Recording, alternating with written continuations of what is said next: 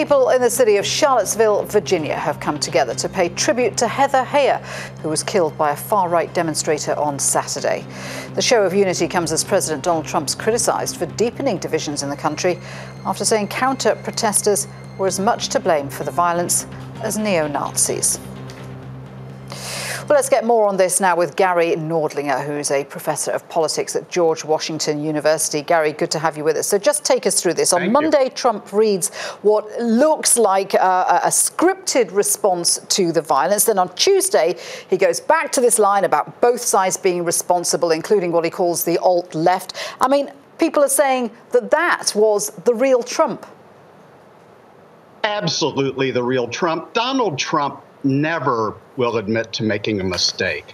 And, you know, his statement on Saturday, blaming both sides, was the real Donald Trump. I think he felt pressured and shamed to, make the statement that he did, blaming the hate groups, basically. And he's regretted it ever since. And when the reporter asked the question, he took the bait and went back to his original statement. But doesn't he realise what impact his comments are having? How much of his lack of condemnation is being seen as approval by far-right groups? I mean, the former head of the KKK has come out and thanked Trump for his comments. Yeah, I mean, let's face it, that's never a really good endorsement to have, in the United States or anywhere else for that matter. Listen, I just don't know what goes on between the man's ears. For more than 2 years, he's defied the political laws of gravity, not only in the United States, but around the world. But, I think he trusts his instincts, and when he doesn't follow them, he then regrets it. So you've got members of the Republican Party now criticising Trump. Two Bush presidents have issued a statement saying, they condemn racial bigotry. Are we starting to see a fallout now where the Republican Party is perhaps distancing itself from Trump? Listen, I think Donald Trump has never been part of the mainstream of the Republican Party. The mainstream of the Republican Party has never been enthusiastic about Donald Trump.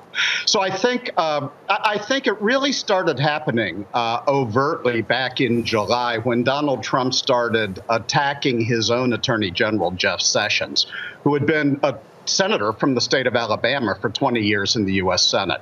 And that's when you started seeing at least the congressional Republicans started to unite around one of their own.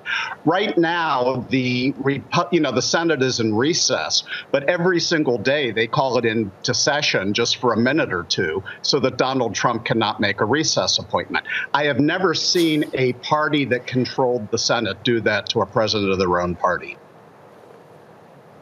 OK, so what can Trump's advisors do now? I have a mental image of them pulling out their hair as he tweets more and more comments. Can they rescue the situation? No, that you can't. I think that once Trump does something, what this proves is once Trump does something, it's almost a mistake to try to make him walk it back because he will then regret it and a couple of days later double down on his initial statement.